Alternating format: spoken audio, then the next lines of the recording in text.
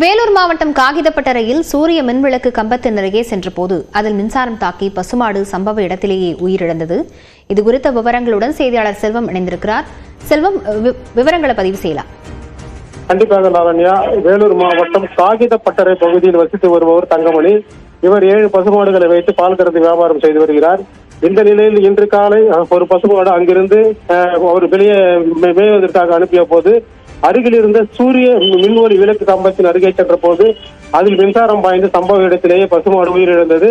அதாவது அந்த சூரிய மின்விளக்கு கம்பத்திற்கு மேலே செல்லும் மின்சார உயர்களில் ஒன்று அது துண்டிக்கப்பட்டு இந்த சூரிய மின்விளக்கு கம்பத்தின் மேல் விழுந்துள்ளது. இதன் காரணமாக அந்த கம்பம் முழுவதும் மின்சாரம் பரவி உள்ளது. இதன் அருகில் சென்ற பசுமாடு மின்சாரம் தாக்கி சம்பவ இடத்திலே உயிரிழந்தது. இதை கண்ட தங்கமணி உடனடியாக மின்வாரியத்திற்கு தகவல் அளித்தார். அங்கு சம்பவ இடத்திற்கு வந்த மின்வாரிய ஊழியர்கள் மின்சாரத்தை துண்டித்தனர். அது மட்டுமல்லாமல் அப்பகுதியில் வேறு யாரும் வராதவாறு பாதுகாப்பு பணியில் ஈடுபட்டனர். சம்பவம் அறிந்த அப்பகுதியில் வந்த வேலூர் வடக்கு காவல் நிலைய காவல்துறையினர் இந்த மின்சார விபத்து குறித்து வழக்கு பதிவு செய்து விசாரணை மேற்கொண்டு வருகின்றனர். அதாவது மின்சாரம் தாக்கி பசுமாடு உயிரிழந்த சம்பவத்தால் அப்பகுதியில் பெரும் சோகத்தை ஏற்படுத்தி இருக்கிறது. லாவண்யா, விவரங்களுக்கு நன்றி செல்வம்.